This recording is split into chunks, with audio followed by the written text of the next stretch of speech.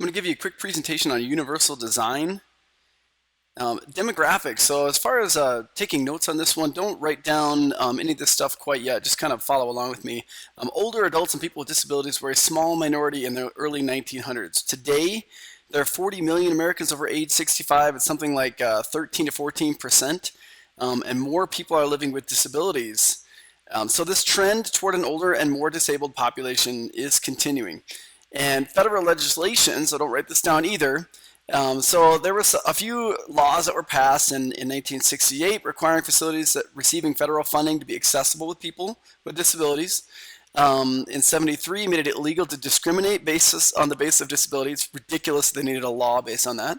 And applied to federal agencies, public universities, and other activities receiving federal funds. You could not discriminate if someone had a disability. And then finally, Fair Housing Amendments of 1988 required multifamily projects with 4 or more dwelling units to be accessible per Fair Housing Accessibility Guidelines, meaning accessible to people with disabilities.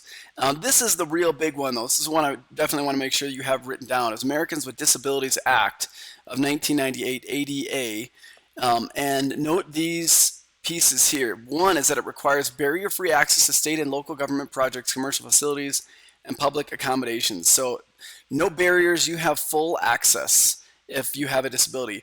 And that physical barriers that impede access must be removed. So if there's something that's getting in the way of someone with this disability using it, it has to be taken away. So ADA standards for accessible design are enforceable. And this ADA is something that you may commonly hear or you'll have to refer to. So that's why this is such an important one. It's also has personal significance. My dad was diagnosed with a brain tumor in 2000. It was removed, but now he has weakness on one side. He's not in a wheelchair. He's still able to walk, but pretty soon, that was 16 years ago, he's just getting older now. Pretty soon he's going to have to start walking with a walker and maybe even go to a wheelchair. So, before my family was completely healthy. Everyone was walking and running and jumping and playing, and this is something I never even thought about. But when you have someone in your life that has a disability to some extent, the requirements that this has mean so much more to you. And I have so much greater appreciation for the ADA Act now. Universal design is the design of products and environments to be usable by all people to the greatest extent possible without the need for adaptation or specialized design.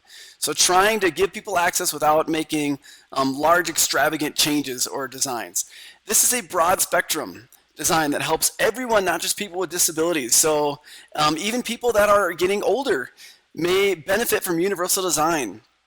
Just because they may have a walker as they're getting older, things like that.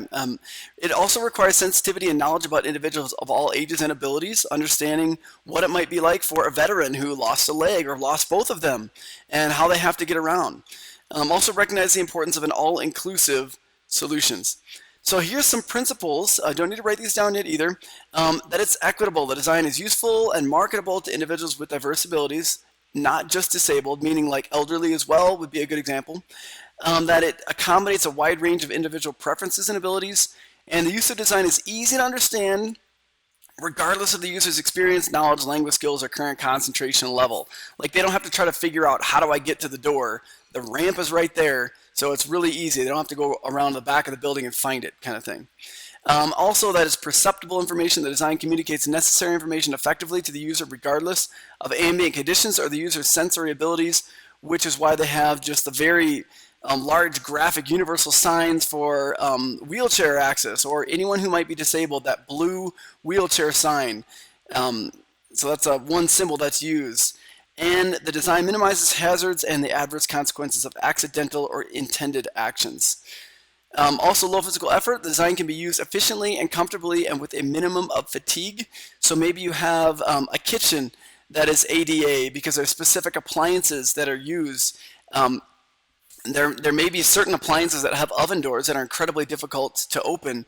So an ADA type design may say you can't use that particular type of oven. It has to have an easier opening, something like that.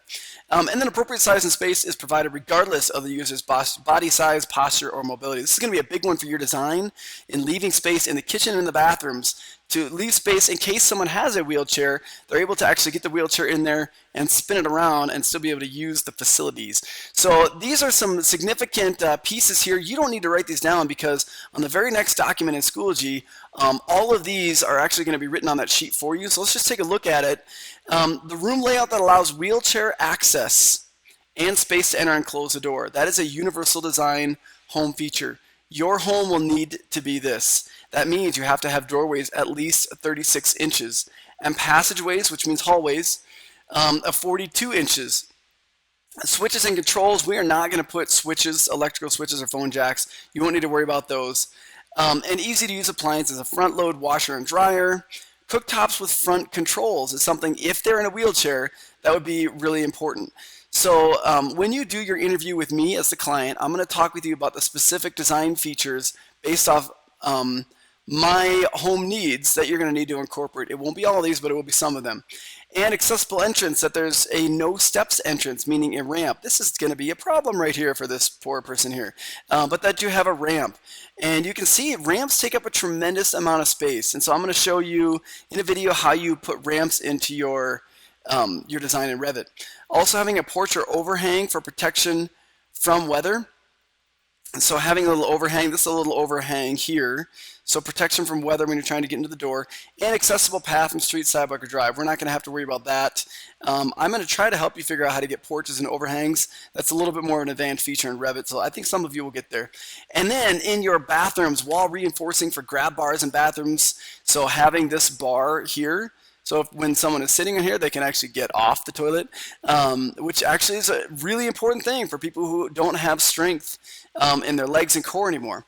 And adaptable cabinets. If you are in a wheelchair, you need to have space beneath the sink so you can scoot underneath it and then be able to actually use a sink, and space below the counter so you can scoot underneath it and actually use a counter to do whatever it is you need to do on the counter, if it's cutting or doing food prep.